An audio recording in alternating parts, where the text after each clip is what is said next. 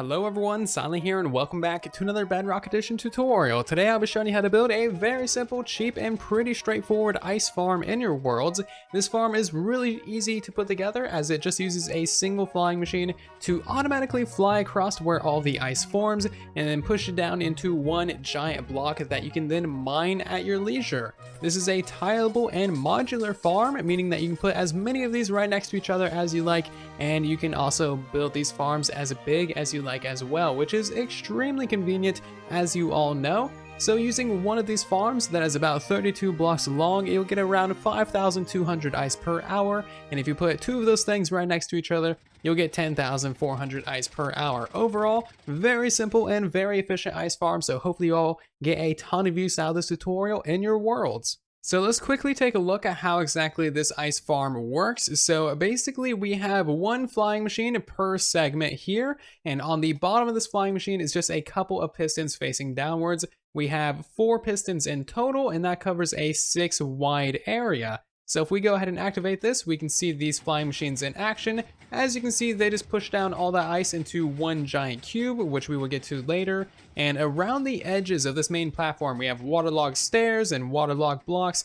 to help all the water reform into one giant pod. So once this flying machine actually returns, you can see all of this will turn back into water sources so that everything can then freeze again. And one thing that is really cool about the Bedrock Edition is that the ice does not actually require a block next to it to start freezing. As you can see, this stuff is perfectly fine freezing in the middle of nowhere. Typically, it always requires a block next to it to start freezing, but that apparently does not apply to the Bedrock Edition. And if we just stand back a little bit, as you can see, the ice actually starts freezing really quickly, and it's not affected by random tick speed either. So a little bit of interesting mechanics there. So how exactly do you get the ice out of this farm after it's harvested? Well, it's actually pretty simple, as your flying machine just pushes it down into one massive block for you to harvest. So you can start harvesting this at any time you like. You can let it just be a little bit of ice up here like it is right now, or you can let it form a giant 12 block tall block of ice. Really whatever you want to do, very flexible and pretty relaxing as well. There's no real true best way to mine this stuff, although I do suggest mining from the top downwards, and it's really easy to do if you have a bunch of scaffolding around as well, like I do. So I just kind of mine from the top down, go around the edges, pick up anything that lands on the edges, and then just kind of work your way down. So you may or may not know, you can actually craft the normal ice down into packed ice, and then if you use another 9 packed ice, you can also craft that down into blue ice. So for every 81 normal ice that you mine from your farm, you will get 1 blue ice, and this stuff is extremely nice for ice boat roads, item transportation, and slightly overpowered wither skeleton farms as well. So you're not just limited to one type of ice with this farm, you can craft all 3 types, which is pretty awesome. So 2 small things before we hop into the tutorial is that this flying machine is from Blazing King, of course. A link to his tutorial down below. I just modified it for this specific farm, of course. And also, this kind of concept with the flying machine going over top of the ice is not my original concept. I've seen a whole bunch of other people do this. This farm is just specific to the Bedrock Edition. If you're playing on Bedrock, definitely build this one and not the other ones. If you're not playing on Bedrock, don't build this one, build the other ones. Anything marked for Bedrock Edition will not work on other platforms, so keep that in mind. And without further ado, let's hop into this tutorial, shall we? It should go without saying, but only build this in a cold biome where water actually freezes. There's going to be a full materials list for this build in the description of the video, of course, and that materials list is going to be for a single segment of this farm, which is 32 blocks long. The redstone cost for your farm is going to be the same no matter how long you make it. The only additional cost to making the farm longer is pretty much just going to be a few blocks. That's really all there is to it. Very cheap farm. So the first thing that you want to do when building this is mark out an 8 wide by 32 block long area, and we're also going to need a little bit extra room on both ends of the farm for our return station and our main flying machine docking station as well. So once you have this little square marked out in your world, you want to go to one of the inside corners and count up by 12 blocks. So 1, 2, 3, 4, 5, 6, 7, 8, 9, 10, 11, and 12. And what you want to do from here is fill in a little temporary floor. This floor is going to be 6 blocks wide by 30 blocks long. Basically, just on the inside of this little square that you've marked out. We're going to have blocks on the outside edge as well, but we don't really need blocks underneath those. And you just want to build this platform out of any block that is pushable by pistons, as this is just a temporary floor, and you'll be getting all these blocks back later. So just build this out of like stone bricks or wooden planks, or really whatever you like. But go ahead and fill in the entire platform. So once you have your platform in place, go to each of the corners and place 1 block out just like so. And of course, do that on all 4 sides. And now what you need to do is fill in the gaps in between these blocks with stairs. We're going to be waterlogging these in just a minute, but just go ahead and place stairs all along all of these edges, all the way down the line. So this platform is looking pretty good now. Before we go ahead and fill that with water, we're actually going to start building up the flying machine. So come to this back right corner, right above the stair, place 2 blocks up and then a piece of glazed terracotta right there, or that one can be obsidian. So and now what you want to do is place a piston facing towards the left of the farm right there, and a piece of obsidian behind that. You're also going to want a little bit of a platform down underneath here, just so you can place in all the things that you need to. So for instance, right now we need a little platform right here that has just that 5 block little combination. We also need an observer facing it to the left over there with a solid block behind it, and we can remove those temporary ones, and we should have something like that. So now let's build up the front side of the flying machine, and we want 1 glazed terracotta right there. That does need to be glazed terracotta,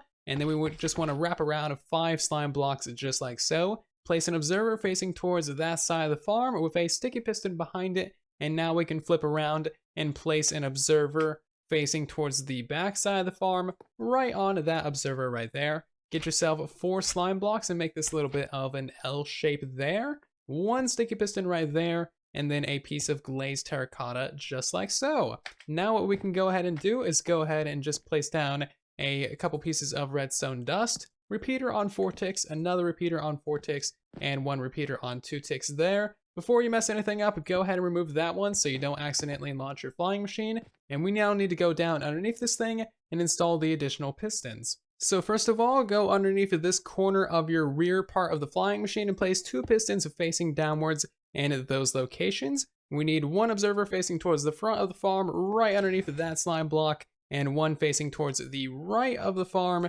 right underneath that slime block right there. And that is pretty much it for the rear flying machine. So now let's move on to the front one, and we want to go right underneath of this right side corner, place another piston facing downwards, leave a block gap, and have another piston facing downwards right there. Now is a great time to grab a little bit of obsidian and just place it right underneath these 6 stairs right here, just to prevent them from getting pushed down and leaking water everywhere, as that would not be a very fun time.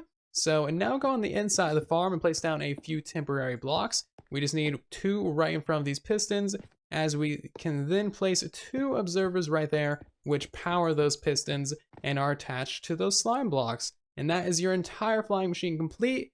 So now is a great time to go ahead and place a sticky piston facing upwards right here, and just go ahead and power that so it drags down that observer, and that is how you're going to be churning off your farm. When this is down, your flying machine will just dock right here and stop flying, and when that is up, your entire flying machine will fly back and forth and harvest your farm. You can also go ahead and place back that piece of redstone dust if you're feeling confident. So now it is time to build up the return station for this flying machine. So you want to go to the far left corner of your entire flying machine right here and count 3 blocks from the left. That is 1, 2, 3, and now we're going to go out by 5 blocks. So 1, 2, 3, 4, 5, and up by 1 with 2 pieces of obsidian. 1 right there and 1 to the right side. You now want to place an observer facing forwards, 1 facing that direction over there, and then have yourself a normal piston right here facing that direction as well. This is going to push over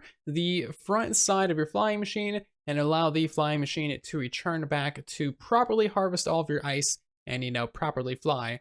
So now what you want to do is grab yourself another block, place it behind this observer, place a piece of redstone dust, 2 repeaters, one on 4 ticks right there, one on 2 ticks, and then finally 1 block. So now if we go down to this end over here, and if we just flick that lever, we should see this flying machine launch. None of these stairs will get pushed down. Some of these ones on this side will, but that's fine. We need to reduce some of this side anyway. And once this gets over here, it should get pushed back over.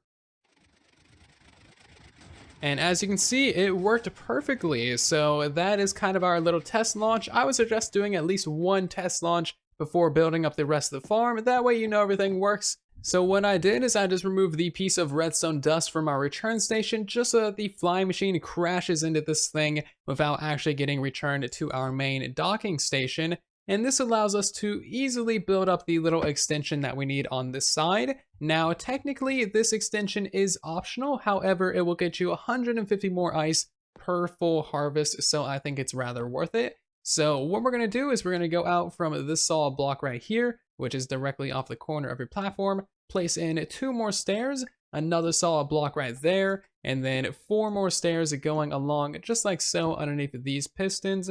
Place obsidian underneath those stairs so they don't get pushed down, another solid block on that edge right there, and then just wrap around a few more stairs going into this area, just like so. We now go ahead and remove all of these stairs that got pushed down from before and place 2 pieces of obsidian so that these things right here do not get pushed downwards. Now go ahead and just fill in this little platform, and that is all there is to our little extension besides replacing that block. And this is where the fun begins. So grab yourself a couple of water buckets, and we basically just want to make a whole bunch of infinite water sources in here. Once you have a little bit, you can kind of just run down the whole side of the farm. And as you can see, stuff is already freezing really quickly. I haven't done anything to the game. This is just how fast it naturally freezes. So that is pretty cool. Once you have this main center area frozen, you kind of want to act quickly and start waterlogging every single stair that is around the entire edge of the farm. Again, this is going to help all of our water refreeze and reform after being harvested. So the final thing to do is basically to set up a scaffolding system underneath your farm so that you can easily and conveniently harvest all of your ice. And I just set it up in this kind of system. Obviously, it's scaffolding. You can set it up however you like, but mine are just 8 blocks across to conserve on this stuff.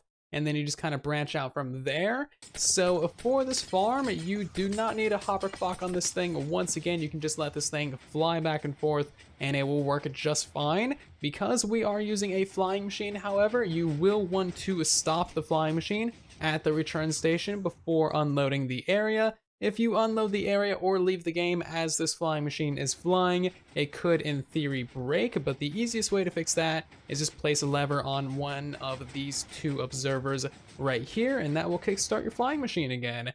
Now, you might be thinking, what about item collection down here at the bottom? You could set up some hopper mine carts or maybe some water streams, but honestly, from my testing of harvesting these farms, it is way more convenient to just run around down here at the bottom and collect all the ice that you have broken from above. 2 final notes about this farm. When harvesting, you never want to break the very top layer of ice, as that will have your water above it. So just leave it there, it'll get pushed down, and next time some ice forms above it, and you don't need to worry about it. And if you want to build multiple of these farms right next to each other, then you do exactly that. You build them literally touching each other. They do not share any blocks or any redstone or anything like that. So for instance, if we wanted to build another one next to these 2, the stairs of that farm would go right along this edge, and that is all there really is to it. Very, very simple to build up right next to each other. And if you want to, you can even wire all of these sticky pistons, which control your observers,